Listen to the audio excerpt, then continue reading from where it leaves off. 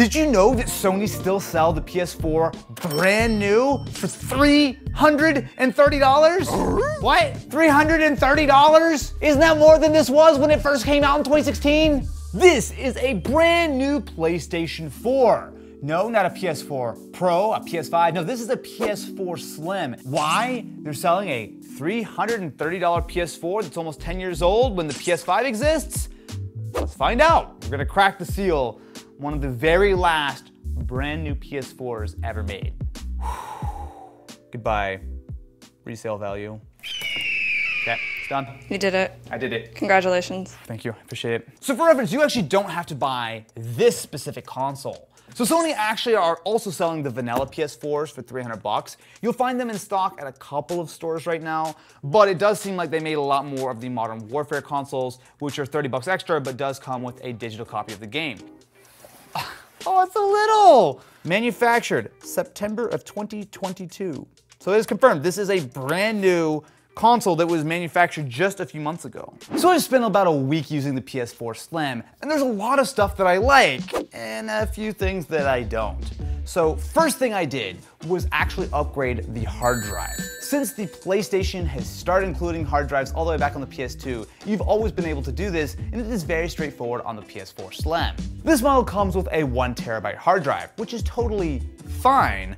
But instead, for only 60 bucks, I upgraded this with a 1 terabyte SSD. Now, sure, you can use the hard drive that comes with it and it's going to be completely fine, but having the SSD is going to give me not only a little bit more speed, especially when it comes to load times, but importantly, if you are using a 500 gig PS4, you're gonna notice a very, very real problem. PS4 games have gotten huge. Like, I kind of knew this from like the PS5, the games were, 70, 80, 90 gigs, but I didn't really realize the games on PS4, even the base model, are also still pretty much that same size, meaning that 5 or 6 AAA games, and that 500 gig drive is full. So going up to 1 terabyte, I think is a no-brainer, especially at 60 bucks. It's easy, it's quick. I'm not saying that you need to do this for your PS4, but I do think it actually made a little bit of a difference here. Something else that I found with the PS4 is how much I like this interface, right? Which, to be fair, I also love the XMB on the PS3, and not to say anything negative about the PS5, I think it's also a nicely designed interface, but I was really kind of struck, especially with this SSD, of just how snappy everything feels. It could just be a little bit of a placebo, because it's not that big of a difference, but it definitely felt kind of pleasant going back to using the PS4. There are also some legitimate advantages to the software support on the PS4, specifically when it comes to media. So not only does it support more file formats than the PS5, which doesn't support AVI or MPEG-2, this also has much better audio support with MOVs and MKVs, and the PS4 supports subtitles, which the PS5 is super spotty with. It's almost like they want you to sign up for Crunchyroll instead of downloading and loading up on a USB or anime or something. Not that Sony would ever do something like that and nerf their newer console or anything. Now, yes, you only have 1080p out on the PS4, which I'll admit is a pretty big bummer. And if you're watching something like Netflix and YouTube and stuff, those are all pretty much the same experiences. But especially if you plan on using the PS4 as a little bit more of a media machine, there are some legitimate advantages to this that the PS5 can't touch. It does kind of feel like Sony maybe watered the PS5 down a little bit, probably because they want you to play games on it, and especially when you consider the fact that if you want a disc drive in the PS5, that's $200 more than this. It does actually make the PS4 make a little bit more sense, but I wish I had 4K support.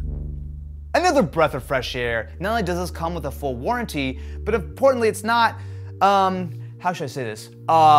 Scuffed by GameStop. I'm not trying to throw shade on GameStop or anything, but while it might seem crazy to spend $300 on a new PS4, GameStop are selling these PS4s for 250 bucks. And while 50 bucks is 50 bucks, having a brand new system that has not been abused, doesn't have 10-year-old thermal paste or 6-year-old thermal paste, it's not all gummed up, I can see a little bit of an argument there. Because I think when I went into this video, I saw that Sony still sold the PS4, I'm like, what? Why? But when you consider that PS4s, and especially PS4 Pros, have kept such good resale value, it does kind of make sense for Sony to do another run of these. In fact, actually, in the middle of making this video, I was at Target and I actually saw a few PS4s on the shelves. The only PlayStation that I actually could buy in the store. So clearly, they're making these and people are buying them. It's not just to plug the hole in PS5 sales because they didn't have enough to, hit store shelves, right? Like, the PS4 does actually have a real place. Now, I'm not gonna tell you to buy one of these because it's gonna be a great long-term play, but if you're considering buying a PS4 now, the prices have not plummeted like they did last generation. In fact, it's almost the opposite. These have hardly lost any value at all in the 7 years that the PS4 Slim is out. Like, just think about that for a second. Good? Yeah, that's what I thought. I can sit here and talk all day long about the software and the hardware, but you buy a PlayStation to play games.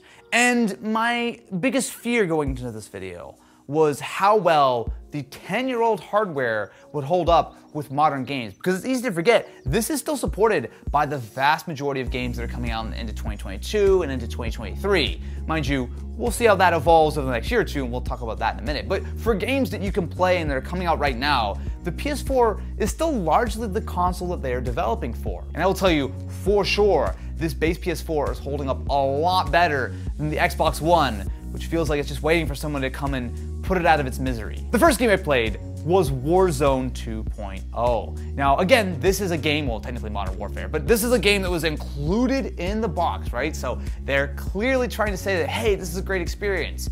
And it's a pretty good experience. Now, Warzone 2 definitely feels like it has been designed with next generation consoles in mind. And I do think this is an area where the SSD that I installed here is making a little bit of a difference, right? It is a massive open world, it's like 150 players or something. And I would say the experience is generally pretty decent. When it comes to image quality, I think one of the things that really jumps out to me is while obviously you're running at like lower settings and lower resolutions and that kind of stuff, but the thing that is a little bit bothersome, especially if you've played any of the newer consoles, is how soft the image quality is. It's clear they're doing a lot of things like temporal anti-aliasing, which is trying to reconstruct over multiple frames sort of extra details so that you can kind of mask that lower sort of pixel count. And I think it's largely successful. It just has this sort of side effect of making everything just look a little like Vaseline-y. But if that's the trade-off between being able to play these games and enjoy them on this older hardware, for me, I don't think it's an unreasonable thing to do. Because otherwise, you can go full Nintendo Switch mode and be playing it like 480p and it's gonna look like garbage, right? Like all of these sort of post-processing effects, especially in Call of Duty with like the motion blur and the film grain and stuff, it's trying to dress up an image which is a little bit subpar. I think it does a fairly solid job. And in fact, I would actually say the performance is reasonable. You're not getting a locked 60 FPS most of the time, but it's also not like diving into the 20s. Like again, if you think back to the end of like the PS3 generation, those later games were not running well. Maybe the Call of Duties were a little bit better optimized than a lot of other games, but if you just think about it from the context of this is a 10-year-old game console, and the fact that brand new games are coming out today that are running pretty well, I think it's an impressive feat. And it's even doubly so if you look at some of the dedicated first-party titles for PlayStation. A game that has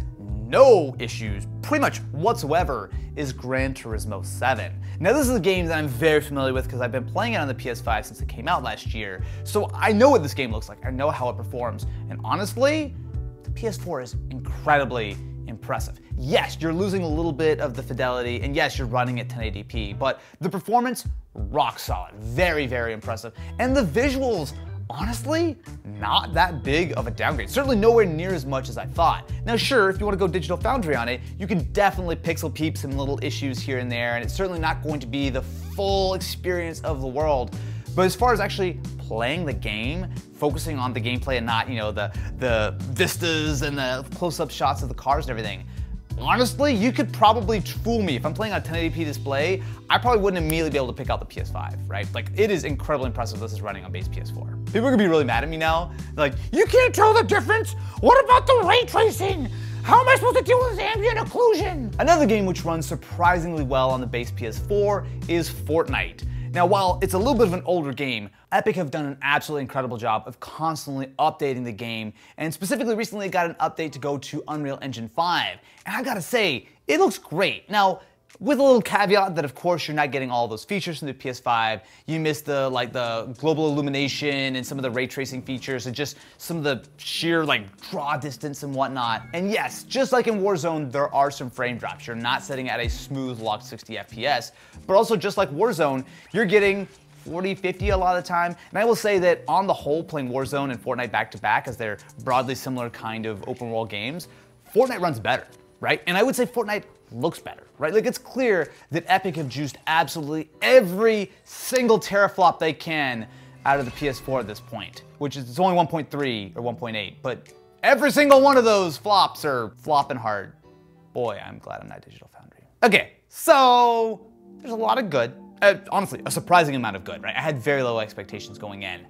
But then there's also some bad. First and foremost, this is a 10-year-old console this year, right? Not the PS4 Slim specifically, but the base PS4 hardware, which is identical to this as far as performance.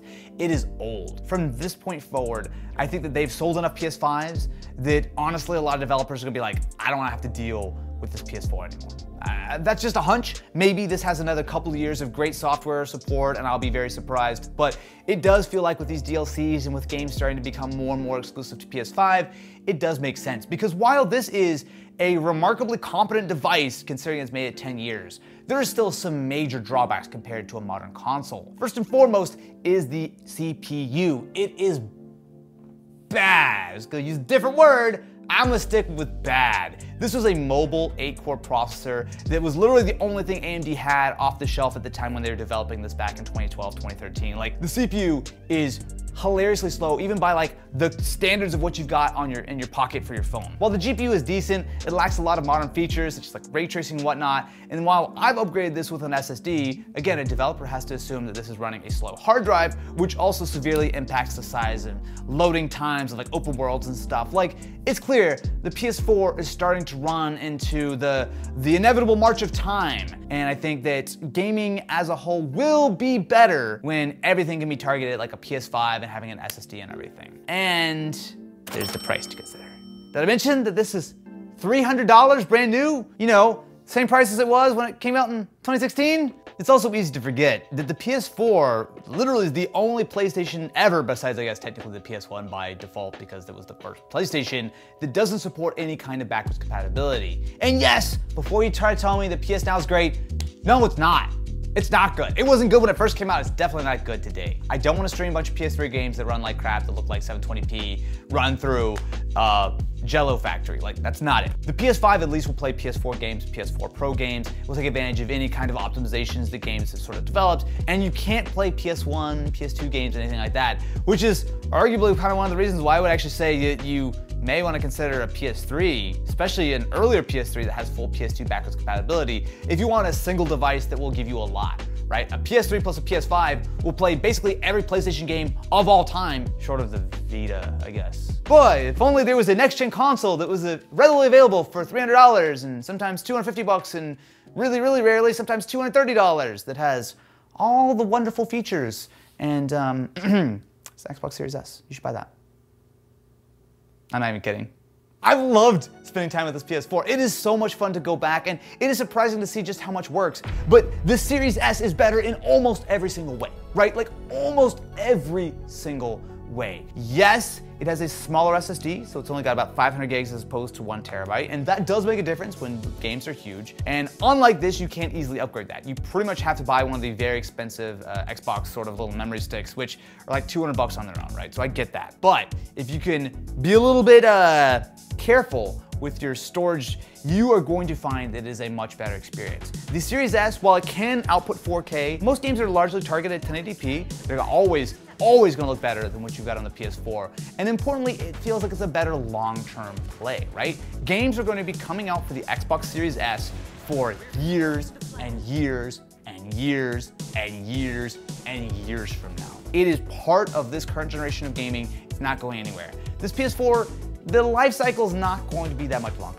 right? Like, even in that optimistic estimate of, you know, another year or two of decent support, like, that's not gonna even hold a candle to where the Series S is gonna be in 5, 6, 7 years, right? Which I still think it will be fully supported at that point. I gotta say, most people who are even remotely considering buying this PS4 should just buy a PS5 or a Series S. Like, that's the sad part of this video, because it's better than I expected, but I expected it to be really bad, so that's not exactly a resounding recommendation. I think that the PS4 deserves a long, happy retirement as a device that has great media controls, that has a really nice software layer, has tons and tons and tons of games that perform well. You can even stream your PS5 on your PS4.